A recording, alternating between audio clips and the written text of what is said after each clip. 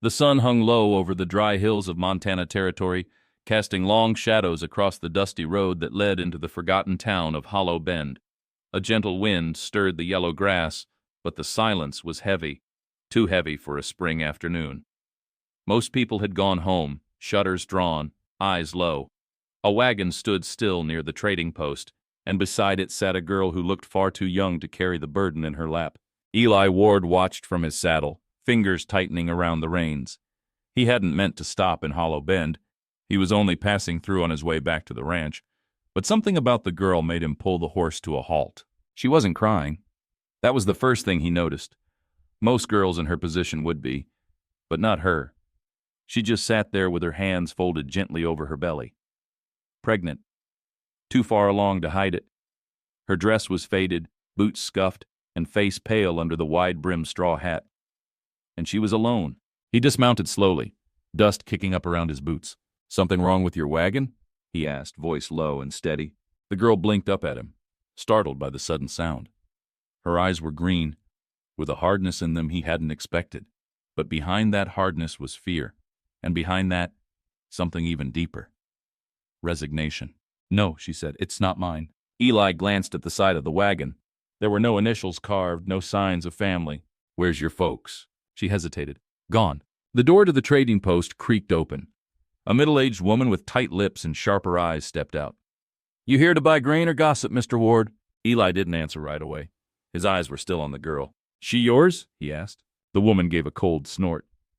"She was. Not anymore." "You want her?" "You got a ranch. She eats little and works hard. Though she's carrying now, so might be slower." Eli's jaw tightened. "You selling your daughter?" "I'm giving her a chance. This town has no place for her. Her father's gone. Baby coming soon. You don't take her, someone else will. Or worse, no one." "No." The girl didn't speak.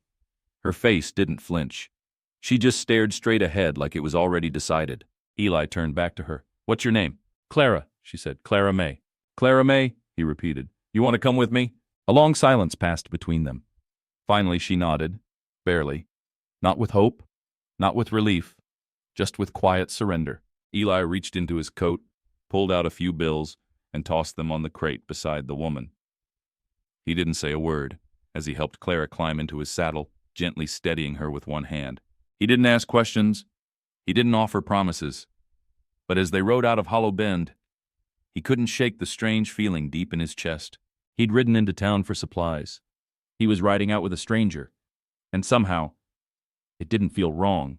The trail back to Eli's ranch was long and winding, 30 miles of dry hills, creeks, and silence. The sun dipped behind the ridge as the two figures rode west, casting the world in amber and shadow. Clara sat side-saddle on Eli's horse, arms wrapped loosely around herself. She hadn't spoken since they left Hollow Bend, and Eli didn't press her. Some silences weren't meant to be broken too quickly. Eli had always been a man of few words. Life had carved him that way. He'd lost a brother in the war, his father to pneumonia, and a wife, well, to silence too. The ranch was the only thing that hadn't left him. Until today, it had been the only thing he needed. Now there was Clara. She was barely more than a girl, 18, maybe 19, and carrying a child that wasn't hers to raise alone. Not really. Not in a town that looked at her like an unwanted stain. He glanced over at her. Her face was turned toward the horizon, green eyes lost in the dusk. She hadn't cried. Not once. "Ranch is still a ways off," he said finally. "We'll make camp for the night, if that's all right." She gave a small nod. They stopped beside a quiet creek, where willows leaned into the water like whispering women. Eli unsaddled the horse and set up a small fire while Clara sat nearby, not asking for help, not offering any. It wasn't pride. It was weariness. When he handed her a tin plate with beans and cornbread, she accepted it without a word. Ate slow, like someone who hadn't had enough in days, but didn't want to seem hungry. "You got anyone looking for you?" he asked gently. She shook her head. "No one who'd care." He let the fire crackle between them before speaking again. "I'm not the kind to pry, Clara May. But I'll need to know what you expect coming to my ranch." She looked up then. Really looked. The firelight caught the freckles on her cheeks, the bruises fading along her arms. "I don't expect anything," she said. "Not kindness, not safety, just somewhere I can work, and maybe not be sold again." Eli's throat tightened. He wasn't a soft man, but those words struck something raw. "You'll have a roof, food, quiet," he said, "and no one will lay a hand on you while you're on my land." Clara stared at the flames, blinking once. "You believe in second chances, Mr. Ward?" He didn't answer at first. The wind whispered through the grass. "I believe in working with what you're given," he said finally. "And sometimes what you're given turns out to be more than you thought." She didn't reply. But when she lay down on the bedroll he offered, she murmured a quiet, "Thank you," into the dark. Eli sat awake by the fire a while longer, his hat pulled low, listening to the gentle sound of her breathing. Somehow tonight, the ranch didn't feel quite so lonely anymore. By noon the next day, the worn outline of the Ward Ranch came into view. It wasn't much, just a weathered two-story house with peeling white paint, a wraparound porch, and 2 barns in the distance. But it was solid, and it was home. Clara, riding beside Eli now on his old mare Bess, watched it with quiet wonder.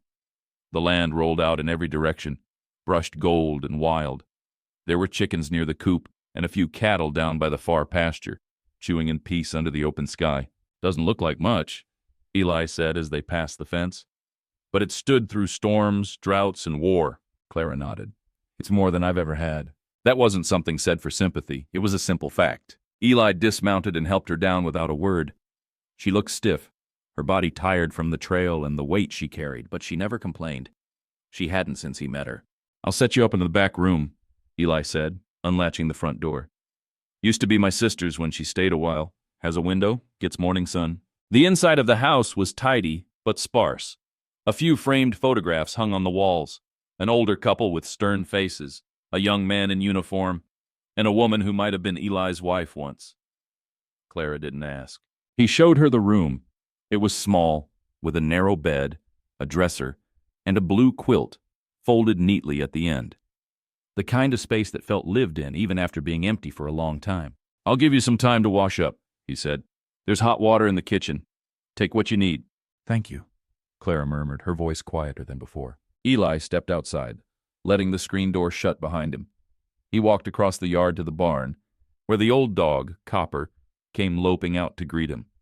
Eli scratched the mutt behind the ears and stared back at the house. He hadn't brought Clara home out of pity. He hadn't done it because he was lonely, though he was, or because he wanted something in return. Truth was, he didn't know why he'd done it, only that it had felt right. Inside, Clara ran her hands over the wooden dresser. It had a small carved heart in the corner, worn smooth with time. She sat on the bed, exhaled slowly, and looked out the window. The fields beyond shimmered with the kind of freedom she'd never dared imagine, and for the first time in what felt like forever, she didn't feel watched, didn't feel trapped. She still didn't know what Eli Ward expected, but this place, with its quiet porch and honest hands, it didn't feel like a prison. Not yet. Days passed with the steady rhythm of ranch life. Clara woke early, as Eli did, often before the rooster crowed.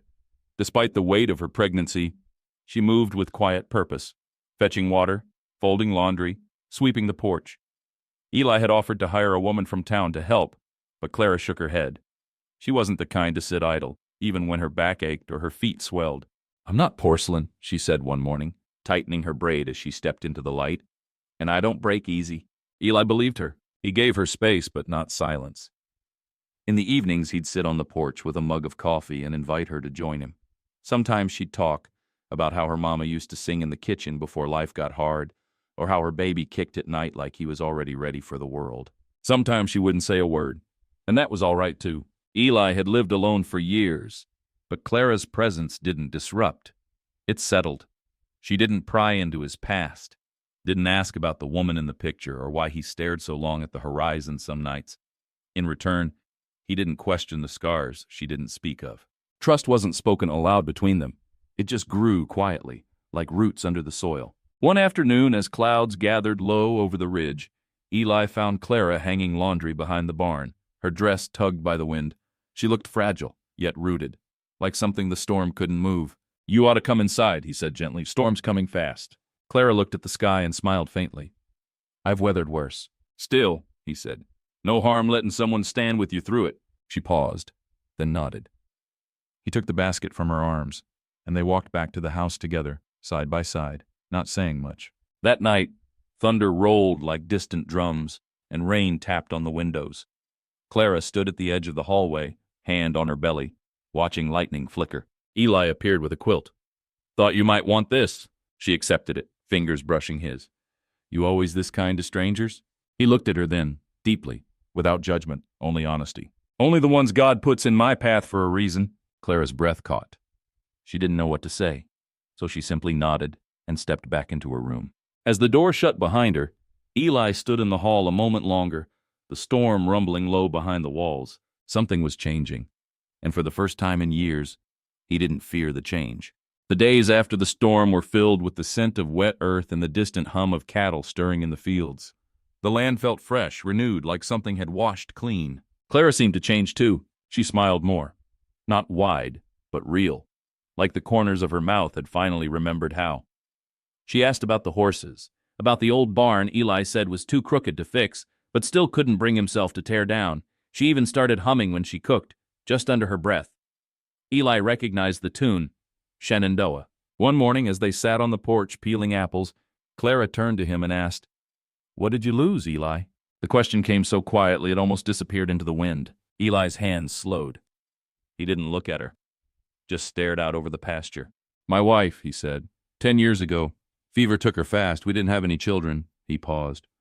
"She used to hum that same tune." Clara's eyes softened. "I'm sorry." "Me too," he said. "But I think maybe I was meant to find someone else.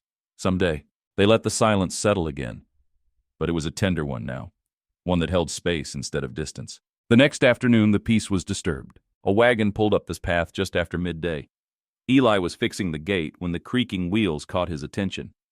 A thin man with a mustache and shifty eyes sat at the reins, and beside him, a woman. Not just any woman. Clara froze at the sight of her. Her mother. "You forgot something," the woman said, voice sharp as flint. "That girl belongs to me." Eli stepped between them. "Not anymore, you sold her. I didn't sign nothing. No law says she's yours. She's still blood." Clara's hand clenched at her side. "You told me I was shameful," she said, voice low. "You said I'd ruin the family name." Her mother sneered. "And yet here you are. Warm house, food in your belly. Guess you didn't end up too bad, did you?" Eli didn't raise his voice, but the steel in it was clear. "She stays. You'll turn that wagon around and leave, or I'll ride into Hollow Bend and make sure the sheriff hears every word of what you tried to do." The man beside the woman shifted uncomfortably. "Let's just go, May. Ain't worth trouble." The woman hesitated, then spat on the ground. "She'll break your heart, cowboy, just like she broke mine." They turned and left, dust trailing behind their wheels. That evening, Clara sat on the porch wrapped in a blanket. Eli brought her tea and didn't ask questions. But after a long silence, she said quietly, "Thank you for standing in front of me." He looked at her, eyes steady. "Always will." And for the first time, Clara believed someone meant it. After her mother's visit, something shifted in Clara. Not brokenness, not fear, but resolve. She rose earlier each morning, helped Eli mend fences, even insisted on brushing the horses despite her growing belly. She moved slower now, of course, her back curving more with each week. But her hands remained steady, her focus firm. She had found something she didn't know she was missing. Purpose. Eli noticed. He watched her from a distance sometimes, adjusting the chicken coop latch, humming while she patched one of his shirts, whispering to the unborn child as she folded little cloths she'd sewn by hand. She brought warmth into every corner of the house without even meaning to. One crisp morning, Eli stood in the doorway as Clara watered the small garden behind the kitchen. "You ever think of what you'll name the baby?" he asked, almost casually. Clara didn't turn. "If it's a girl, maybe Grace. If it's a boy, I don't know yet." He walked over and leaned on the fence beside her. "Grace is a good name." Clara smiled faintly. "It means undeserved favor. Feels right somehow." Later that day, Clara surprised him with a request. "Eli, would you teach me to build something?" He raised an eyebrow. "Like what?" She looked toward the empty patch near the barn.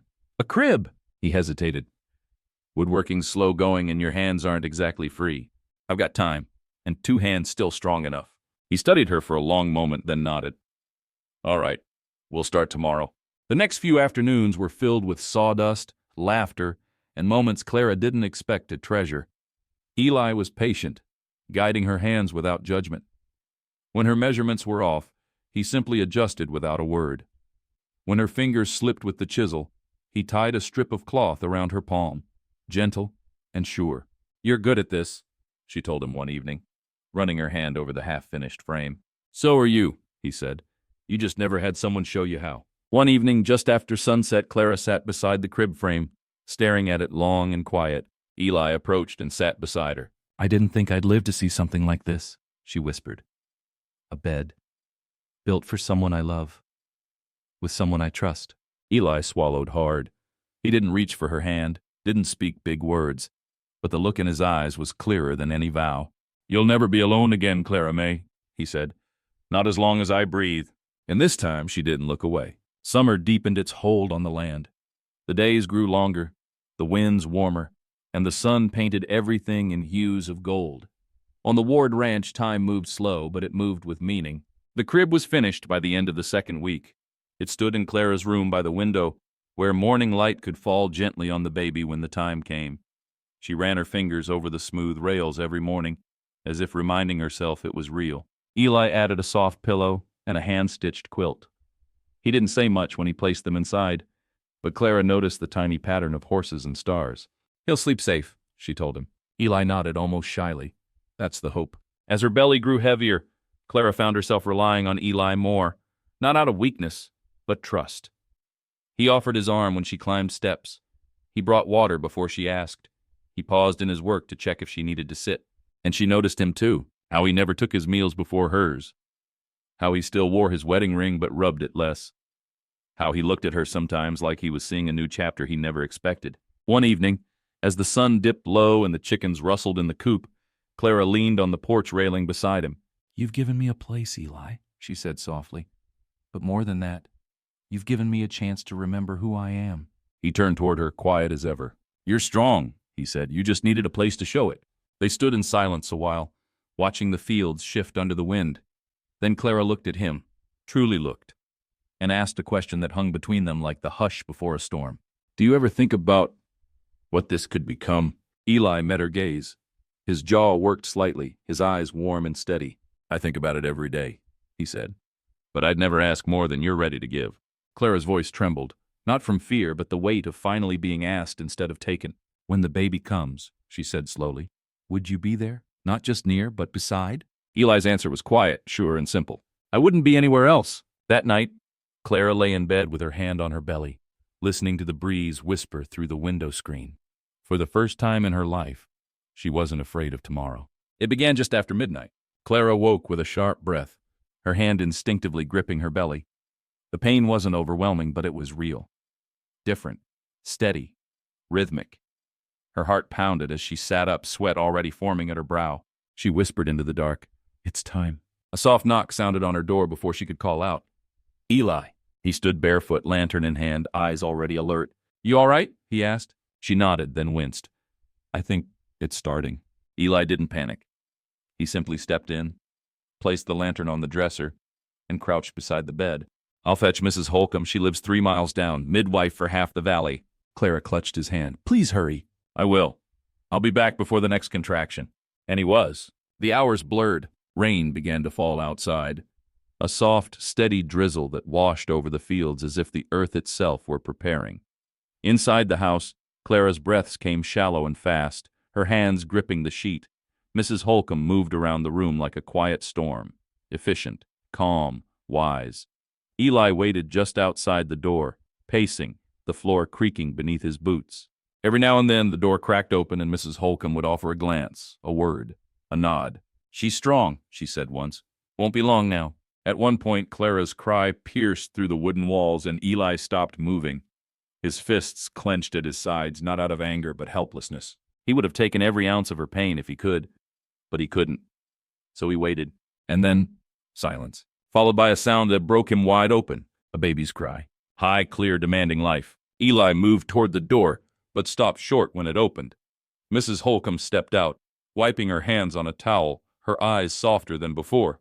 "She's asking for you," she said with a tired smile. Eli entered slowly, heart in his throat. Clara lay propped against the pillows, damp hair stuck to her forehead, cheeks flushed with effort.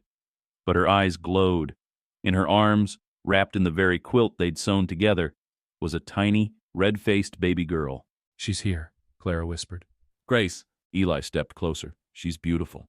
Clara looked up at him, voice trembling. "She's yours too if you want her to be." Eli swallowed hard, his chest tightening with something he hadn't felt in years. Hope. Joy. Love. He reached out, fingers brushing the baby's soft cheek. I already do. Outside, the rain stopped. And inside that small wooden room, under the warm light of a single lantern, a family quietly began. The morning after Grace was born, the ranch felt different. The air was still cool, the sky still pale, but every corner of the land seemed softer somehow, as if even the trees knew that something sacred had passed through the night. Eli stood by the porch, coffee in hand, watching the horizon blush with light. He'd barely slept, but he didn't feel tired, just quiet, filled with something he couldn't name. Behind him, the screen door creaked open. Clara stepped outside, slow but steady, wrapped in one of Eli's old coats. She looked worn, yes, but radiant in a way only mothers are. In her arms, baby Grace slept curled against her chest. You should be resting, Eli said, though there was no scolding in his voice. I couldn't, she whispered. She was stirring. I thought maybe the sunrise might help. Eli stepped down from the porch and reached for the rocking chair. Here, he said. Sit. I'll bring you a blanket. When she settled in, he gently draped the quilt across her lap and sat on the step nearby, watching her rock slowly with the baby tucked close. For a while they said nothing. Then Clara asked, Did you ever imagine this? Eli chuckled softly. Not in 1,000 lifetimes. She looked down at Grace. I used to dream of running, of escape, but I never thought I'd stop running and find peace. You didn't just find it, Eli said quietly. You built it. One nail, one breath, one brave choice at a time. She smiled at that. Would it be all right? She asked hesitantly. If we stayed? Eli turned fully to her now, eyes clear in the light. This is your home, Clara May. I was just waiting for you to realize it. Her lips trembled. And what about Grace? She's mine too, he said. If you'll let me, I'll raise her like she's of my blood. Clara blinked back tears and looked down at the tiny bundle in her arms. You already have. That afternoon, Eli hammered a small wooden plaque above the front door. It read simply, Grace, not just for the baby, but for the miracle that had come into both their lives. The summer days rolled on gently, as if time itself had learned to move quieter for the sake of a sleeping baby. The ranch settled into its new rhythm. Eli rose early to tend the cattle, but now he often returned sooner, just to check in, just to see Clara rocking Grace on the porch, or to feel the warmth of the kitchen where biscuits now baked and laughter sometimes echoed. The rooms of the house, once filled with silence and memory, were now filled with soft footsteps and the coos of a child discovering her first sounds. One morning, Clara stepped into the barn, holding Grace against her shoulder. Eli was brushing down one of the mares, but paused when he saw them. I think she likes the smell of hay, Clara smiled. She quiets the moment we walk in. Smart girl, Eli said. Knows where the heart of the land is. Clara tilted her head. You ever think you'd do this again? Build something from the ground up? Not fences, but family? He was quiet for a moment, then, No, he said. I thought I'd buried that part of me, but I was wrong. He stepped forward and looked at Grace, her tiny eyes blinking at the light. I didn't know I could love something so small, so fast. Clara's voice dropped. And her mother? Eli met her gaze. I loved her the slow way, day by day, just like we built that crib, just like you built your place here. I'm not a man of promises, Clara May. I'm a man of actions. She nodded, the emotion thick in her throat. Then keep showing me. I will, for as long as I'm breathing. That evening, the three of them sat beneath the stars. Clara's head rested on Eli's shoulder, and Grace slept between them in a basket woven by hand. The air was cool, the land was still, and though nothing about their story had begun easy, it had become something beautiful, something that would last longer than hardship, stronger than pain, and fuller than silence. A real home, a true love, a family born not from blood but from grace. Autumn came softly to the Ward Ranch. The leaves along the creek turned amber and gold, and the early mornings carried a chill that hinted at the snows to come. Clara bundled Grace in soft wool blankets, and Eli chopped firewood with a rhythm steadier than the ticking of the mantel clock. Life had become ordinary, and in that ordinariness something sacred took root. One crisp morning, as the sky bled pink over the hills, Clara stood at the edge of the porch holding Grace. The baby had begun to smile, real smiles now, not just the sleepy flutters of a newborn. Her gums showed when she grinned, and her eyes always searched for Eli when he entered the room. "She's growing fast," Clara said as Eli approached with 2 mugs of coffee. "They do that," he replied. "You blink and they're chasing chickens." Clara laughed softly. "I never pictured this. A home. A man like you. A life that felt like mine." Eli turned serious, setting down the mugs. "I've been thinking," he said. "You and Grace have my name and spirit, but maybe it's time we made that official." Her heart thudded. "Are you asking what I think you are?" she whispered. He nodded. "Not because it's expected. Not because of the baby. But because I love you, Clara May. And I don't want another season to pass where you're not fully mine and I'm not fully yours." Tears welled in her eyes, not from fear, but from the overwhelming gentleness of it all. "I don't need a preacher or a white dress," she said. "Just you and Grace and this porch." Eli smiled, wide and certain. "Then let's make our vow here." He took her hand. The sun crested over the hills behind them. "I vow to protect you," he said, "to honor the strength you carry, to raise this child with you, and to love you quiet and fierce every day I've got left. Clara's voice shook, but it was strong. "I vow to stand beside you in dust or rain, to keep this home warm, to raise Grace knowing she is wanted and whole, and to never run again. Not from you, not from this life." They sealed it with a kiss. Not rushed, not timid, but sure. Grace cooed between them, her tiny fingers wrapping around Eli's shirt.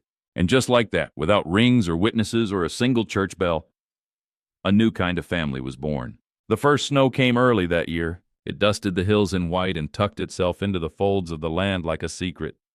The chimney at the Ward Ranch burned steady through the nights, and Eli began rising earlier just to keep the hearth warm for Clara and baby Grace. Inside the home, life had taken root deeper than either of them expected. Grace had begun to babble, her tiny hands reaching toward Clara's hair, Eli's fingers, the world itself. The house no longer echoed with emptiness, but with gentle life. Boots by the door, tiny socks drying near the fire, Clara's laughter spilling from the kitchen. But winter doesn't come without testing what's been built. It started with smoke. Eli was in the south field, checking a fence line where the wind had knocked loose a rail, when he saw it. Dark gray against the pale sky. Thin at first, but rising fast. He dropped everything and ran. The barn. By the time he reached the edge of the pasture, flames were licking through the back wall of the hayloft. The old structure, dry from a long summer and stacked full with winter feed, had caught fast. He didn't waste time thinking. Clara had Grace inside the house, thank God. Eli shouted for the dog, grabbed the nearest bucket, and began flinging water from the trough. But it was too much. The fire climbed like it had waited years for this chance. The roof groaned, then cracked. That night, the barn was gone. Clara found him sitting in the ash the next morning, black soot on his hands, his hat at his feet. "You're freezing," she said gently, kneeling beside him with a blanket. "I raised that barn with my brother," Eli murmured. "Every beam. Took us all summer when we were just boys." Clara didn't interrupt. "She used to hold more than hay," he continued. "We kept memories in there, laughter, even the horse that carried me to my wedding." She sat with him, quiet in the ruin. "You lost something that can't be rebuilt," she said. He looked at her, really looked. "Not everything," he said. "You're still here. Grace is here." She rested her head on his shoulder. "And we'll help you build again."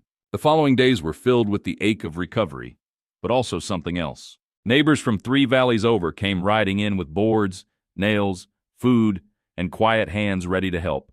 They'd heard what happened. One man brought an old chestnut mare for Eli. Another woman gave Clara a basket of baby clothes and jars of peach preserves. Eli watched it all unfold in stunned silence. "I didn't think folks remembered me," he said. Clara touched his hand. "You never asked them to, but they did." By Christmas, the new barn's frame stood tall under the open sky. And as they raised the final beam together, Eli, Clara, and every calloused hand that came to help, there was no ceremony, no fanfare, just a sense of deep, unspoken gratitude for what had burned, for what remained, and for what would rise stronger than before. February arrived with a bitterness in its wind, one of those winters that gnawed at the bones of the earth and made even the bravest horses uneasy in their stalls. But inside the Ward home, warmth had become more than wood and fire. It was the laughter of a child, the presence of love quietly lived, not loudly declared. Grace had just turned 6 months old. She now sat upright in her crib, eyes full of wonder and hands always reaching, toward Clara's apron strings, toward Eli's hat, toward the world she had no idea she'd once nearly entered alone. That morning, Clara was brushing Grace's hair near the window when she spotted a figure on horseback crossing the ridge. Not a neighbor, not a face she knew. Eli met the rider at the edge of the property. The man wore a fine black coat, city cut, and rode a dappled horse too clean for ranch country. He removed his hat, revealing graying blonde hair and eyes that flickered cold. "Eli Ward?" the man asked. "I am," Eli replied evenly. The man glanced toward the house. "I'm looking for a woman. Clara Mae Dalton." Eli's shoulders tensed, but his voice didn't change. "She's here, she's safe, and she's not going anywhere." The man sighed, dismounting. "I'm not here to take her. I'm here because I need to speak with her. It's about her father." Clara sat stiffly on the sofa as the stranger introduced himself. "Thomas Ridley," he said, "attorney from St. Louis. Clara, your father passed 6 weeks ago. There was no one left to notify. Except you." She blinked. "My father disowned me the day he learned I was expecting. I was dead to him." Ridley's gaze softened just a little. "It seems he changed his mind in the end. Left you something in trust. A plot of land in Missouri, some silver shares. It's modest, but it's yours now." Clara looked toward Eli, confusion in her face. "Why now?" "Maybe guilt," Ridley said. "Maybe regret. Maybe he realized too late what he lost." She folded her hands in her lap, still uncertain. "And what would I do with it?" "You could sell it or go back," the lawyer offered. "Start over." The words hung heavy in the air. Go back? Start over? That night, Clara stood outside under the wide western sky, Grace cradled against her chest. Eli joined her, his steps slow, steady. "You've been quiet." "There's a life waiting for me, Eli," she said. "One I never asked for, but one I've been handed." "Is it one you want?" She turned toward him, searching his face. "I wanted safety. I wanted someone to hold my hand when the pain came. I wanted a roof that didn't threaten to collapse every time I breathed wrong. I wanted this." Eli swallowed, his throat tight. "Then this is home." She nodded, tears catching in the moonlight. "Yes, but I have to go, just for a short while. Settle his estate. Close the door properly. I can't leave it open forever, not if I want peace here." He looked at her, understanding rising with the ache. "Then I'll take you there," he said, "and bring you home." They didn't speak again that night about inheritance or travel plans or who they used to be. They just stood there, holding the baby that saved them both, wrapped in the kind of silence that only exists between two people who have already chosen each other. The morning they left for Missouri, frost still clung to the fence posts. Eli hitched up the wagon with care, his motions steady but quiet, as though each buckle and strap was a thought he didn't want to say out loud. Clara emerged from the house wrapped in a blue wool coat, Grace bundled tightly in her arms, her cheeks rosy with the early chill. They didn't leave with much, just what was needed for the journey and a promise that they'd return. As they rolled down the path that led away from the ranch, Clara looked back only once. The house stood silent under the pale sky, smoke curling gently from the chimney. It was the first place she'd ever chosen to belong to, and she wasn't leaving it behind. She was protecting it, by facing what she'd never dared to before. The ride was long. They crossed into flatter land, where the hills rolled gently instead of rising rugged, and the wind didn't speak as harshly. Towns grew closer together, and people no longer tipped their hats as naturally as they did in Hollow Bend. There was more polish here, more expectation. Eli hated it, but he didn't complain. Clara sat beside him each day on the wagon bench, holding Grace and watching the world shift into something she'd once known but didn't miss. She pointed out streams where she used to play, a mill her father once managed. She spoke of it not with nostalgia, but with detachment, like someone flipping through the pages of a book they no longer lived in. St. Louis was louder than Eli expected. The buildings towered, the streets buzzed, and the people moved quickly, without the kind of warmth he'd grown used to in Clara's presence. But Clara navigated it with quiet resolve. The lawyer, Mr. Ridley, met them near the edge of town and led them to the office where papers waited, signatures, decisions. The estate wasn't vast, but it was real. A cottage by a creek, 2 acres, a deed for silver shares from a long-forgotten investment her father had made before she was born. Eli held Grace while Clara sat behind the desk and signed her name with a hand that didn't shake. "Everything's yours now," Ridley said. "You're free to stay or walk away." She looked out the window, toward the smokestacks and crowded streets. Then she looked at Grace, then at Eli, and smiled. "I'm going home." That night, they stayed at a modest inn. Clara sat near the window rocking Grace, while Eli dozed in the chair across the room. The city lights flickered beyond the curtains. and the noise of distant wheels and voices rose and fell like the tide. Clara whispered to the child in her arms, "You were never meant for this world, baby girl. Not this noise. Not these walls." She looked at Eli, who stirred lightly but didn't open his eyes. "You were meant for open skies, and so was I." By sunrise, they were already on the road west again, with papers in Clara's satchel, the baby bundled in her arms, and something in their hearts that neither fire nor city nor memory could take away. They hadn't just closed a chapter, they'd burned it, and the road ahead belonged only to them now. The sun was low and golden by the time the wagon creaked over the final hill. Clara held her breath as she caught sight of the house, their house, standing proud and familiar beneath the open sky. Smoke curled once again from the chimney. The rebuilt barn gleamed in the last light like a promise kept. But something was off. Eli noticed it first, the gate. It hung crooked. The left hinge shattered as if someone had forced it open. He pulled the wagon to a stop, jaw tightening, eyes scanning the property like a hawk. Clara clutched Grace tighter. "Was anyone supposed to be here?" "No," Eli said. His voice was calm but steel-lined. "Stay in the wagon. Don't move." He stepped down quietly, hand resting near the hunting rifle tucked under the wagon seat. The old dog, Copper, emerged from behind the barn, ears low, whimpering. Never a good sign. Eli crouched, ran his hand along the dog's back, trembling. The front door had been pried open. Inside, drawers had been pulled, cabinets flung wide, tracks of mud across the floor. Whoever had come hadn't been subtle. They hadn't come for food. They'd been looking for something, or someone. Clara stepped in despite Eli's protest, her breath catching in her throat. The crib was untouched, so was the quilt, but the bedroom closet had been torn apart. And on the table, someone had carved a word into the wood with the point of a knife. Ode. Eli paced for an hour after sundown, checking the perimeter, boot prints, signs. Clara sat in the rocking chair, holding Grace tighter than ever, watching the flames dance in the hearth. "Who would do this?" she asked. "I don't know yet," Eli replied, "but I'll find out." "You think it's because of me?" He didn't answer at first. Then, "I think someone knew you were gone and thought the ranch would be easy picking. I also think they knew something else, something we haven't seen yet." He knelt beside her. "But no one is going to harm you or Grace." She blinked. "Even if it costs you?" His voice was firm. "Especially if it cost me."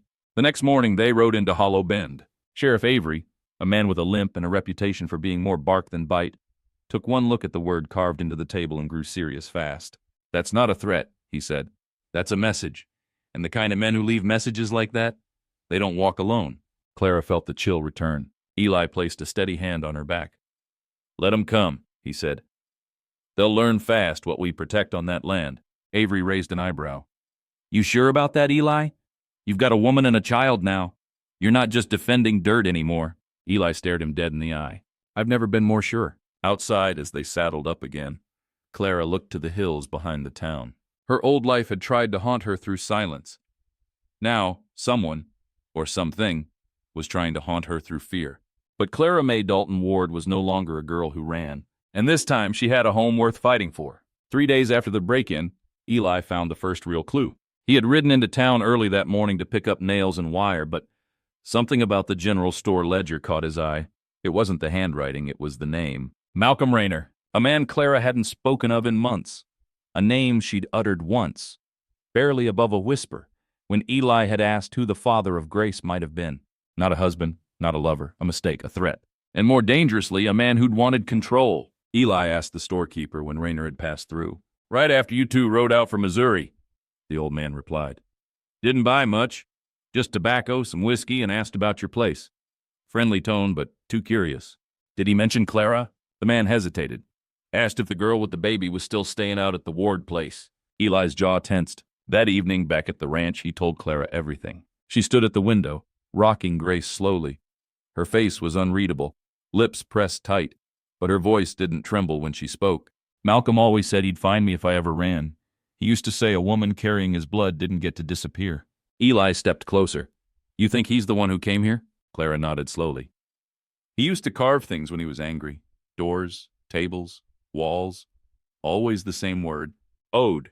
Eli cursed under his breath, then paused, measured. "Then he's not just poking around, he's marking territory." Clara turned, eyes sharp.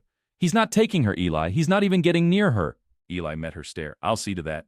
The next day they made changes. Eli reinforced every door and window, fixed the broken gate, set tripwire bells around the barn, and oiled the old rifle he hadn't used in years. Clara, for her part, refused to hide. She cooked like always, hung laundry on the line, and held her baby tight, but with her head high. She knew fear well enough to name it, but she no longer let it run the house. At night, she sat beside Eli, the two of them keeping watch while Grace slept, the wind brushing through the porch railings. "I don't want to live always waiting for a shadow to return," Clara said softly. "You won't have to," Eli replied. "We end this." She looked at him then, her fingers brushing his. "How?" He stood slowly, eyes scanning the darkness beyond the fields. "We bring it into the light." 2 days later, a rider was spotted near the far ridge. Lean, tall, moving slow, and Eli Ward, with a rifle strapped to his back and Clara's handprint still warm on his sleeve, saddled up and rode out to meet him. The sun was just cresting over the eastern hills when Eli spotted the rider at the far edge of his land. Tall in the saddle, lean frame, black coat flapping with each slow step of the horse. The kind of man who rode like he owned any ground his boots touched, even if it wasn't his to claim. Eli kept his pace steady, the old Winchester across his back more than just weight. He'd hoped this day wouldn't come, but he'd known better than to believe peace comes without testing. The two men met in the center of an open pasture where the wind swept low and the grass stood dry and brittle. The stranger tipped his hat. "Eli Ward, you're Malcolm Rayner," Eli replied flatly. The smile Malcolm offered was slow and sour. "I see Clara's told stories. You look like the type that plays the quiet hero, but I figure you're just a man like any other." Eli didn't blink. "You're on my land." Malcolm's eyes scanned the horizon behind Eli toward the house barely visible in the distance. "I came for what's mine." Eli's voice didn't rise, but it hardened. "You didn't come for a child. You came for control, for pride, and you're leaving with neither." "You think that baby's yours?" Malcolm asked, tilting his head. "She's got my blood, whether that girl likes it or not." Eli dismounted slowly, boots hitting the earth like thunder. "She's got Clara's heart. And mine. That's all she needs." Malcolm's hand inched toward his side, where a revolver sat loosely in its holster. Eli didn't move. "You draw that iron, you better not miss." For a moment the wind held its breath. Then Malcolm laughed, a dry, cutting thing. "You don't scare me, Ward. You think just 'cause you play house with a broken girl and her bastard child that makes you a man?" Eli took a single step forward. "No. But standing between them and the man who hurt her, that does." Malcolm studied him. Then slowly he eased his hand away from the revolver. "I'll be back," he muttered. "This ain't over." Eli nodded once. "Next time you cross this fence, you won't be riding back out." Malcolm turned his horse and rode off toward the tree line, swallowed by the wind and dust. Eli stood still for a long time. He didn't shake, didn't speak, he just breathed. Then he turned and rode home. Clara was waiting on the porch, Grace in her arms, her face pale but her spine straight. "He came, didn't he?" she asked. Eli nodded. "He'll come again." Clara stared past him toward the hills. "Then we'll be ready." Eli climbed the steps and took Grace gently in his arms. The baby reached up and touched his cheek, soft and unaware. "She'll never know his name?" Clara whispered. "Only yours?" Eli didn't answer. He didn't need to. In that moment, with Grace nestled between them and the sun warming the porch beneath their feet, they had already drawn their line in the dirt. And love, quiet, fierce, and unshakable, stood its ground. The days that followed were laced with tension. Though Malcolm had vanished into the trees beyond the ridge, his shadow still lingered in every creak of the fence post, every unfamiliar hoofprint in the dust. Clara moved through her routines, feeding Grace, mending shirts, hanging laundry, but the quiet wasn't peace anymore. It was waiting. Eli noticed it too. How she looked toward the hills more often. How she jumped when the dog barked. How her eyes stayed open longer after the lanterns were out. "You don't have to be afraid," he told her one night as they lay side by side, Grace asleep in the cradle beside them. "I'm not afraid," Clara whispered. "I'm angry." The next morning, Clara left early, before Eli woke, before the sun touched the yard. She saddled the old mare and tied Grace to her chest, bundled safely. Then she rode. Not toward town, not toward safety. She rode east, toward the tree line. Toward him. Eli found her note on the kitchen table. "I need to look this man in the eye. I need to end it myself, not just hide behind your strength. I trust you to keep Grace safe if anything happens, but I'm coming back, I swear it. Clara." For the first time in years, Eli's hands shook. Clara found Malcolm camped near a stream, just beyond the edge of her nightmares. He didn't stand when she arrived, just looked up from his fire with a crooked smile. "Well now, didn't expect the girl to come calling." She dismounted, holding Grace close. "You've had your say. I'm here to have mine." Malcolm's eyes flicked to the child. She's mine. No, Clara said firmly. She's not.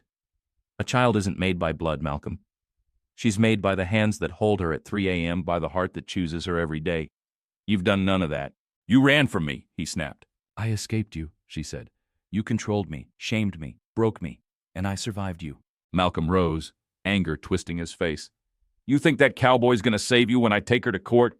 Blood don't lie, Clara. You can't keep her from me forever. Clara's voice didn't waver.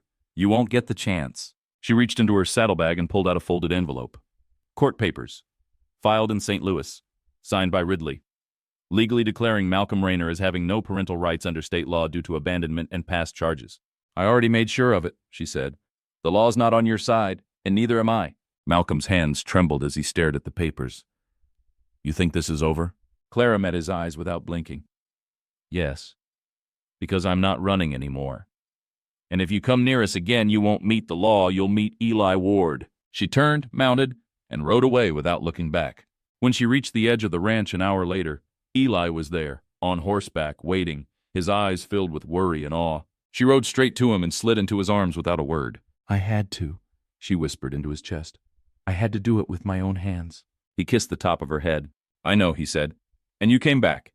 That night, Clara burned Malcolm's papers in the fire, not out of fear, but to close the chapter for good. And as the ashes drifted upward into the dark, Grace gurgled in her cradle and reached toward the flames, not for danger, but for light. Spring came early that year. The snow melted faster than usual, feeding the creeks and softening the earth. Wildflowers dotted the hills, and bees buzzed lazily between open windows. On the Ward Ranch, the season felt like more than a change in weather. It felt like healing. Clara rose with the sun now, not out of habit or fear, but joy. Grace had begun toddling on shaky legs, chasing chickens and falling into Eli's arms with delighted shrieks. The sound of her laughter echoed through the fields, weaving itself into the very rhythm of the place. Eli rebuilt the porch swing that had sat broken for years. He carved Clara's initials into the armrest.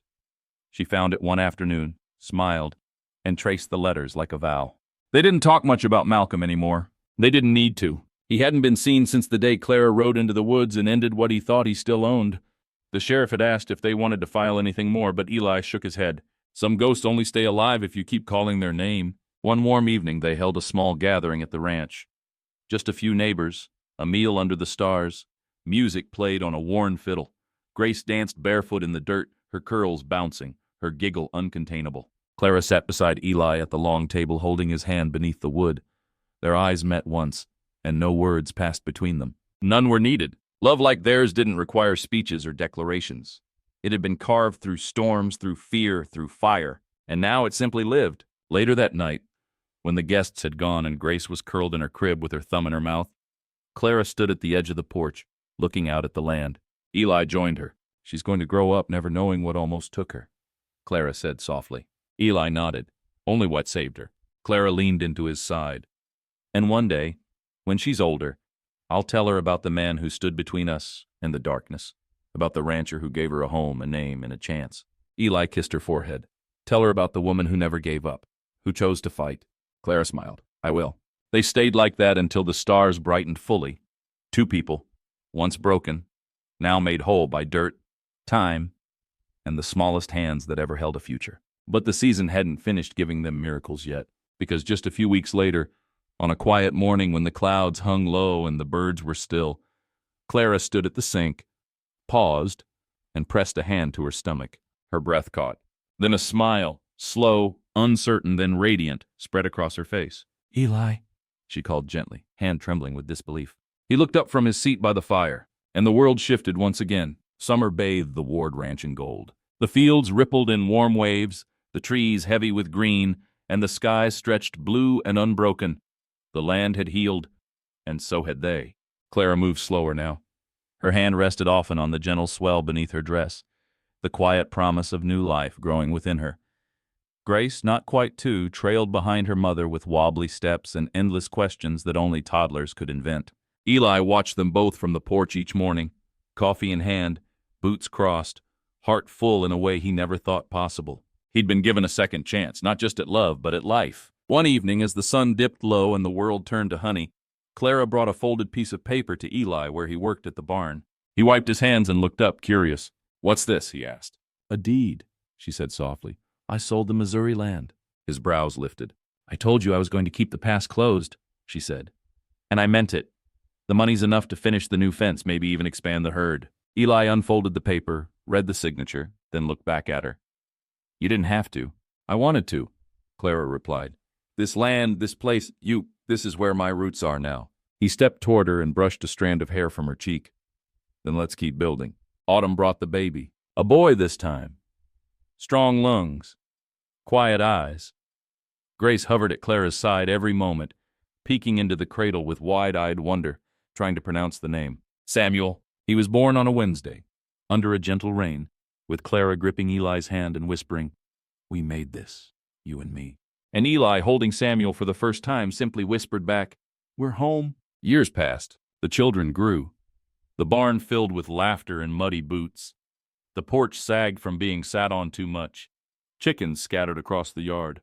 Fences were mended, calves delivered, winter wood chopped. Life unfolded, not as a grand story of heroes and villains, but as something deeper. A daily choosing. 1,000 quiet moments stitched together by love, effort, and the promise made long ago on that same land. And sometimes, when Clara watched the sun set from the porch swing Eli built, she'd remember the girl she once was, alone, scared, carrying a child, and she'd smile, because that girl never imagined she'd find all this. But she did.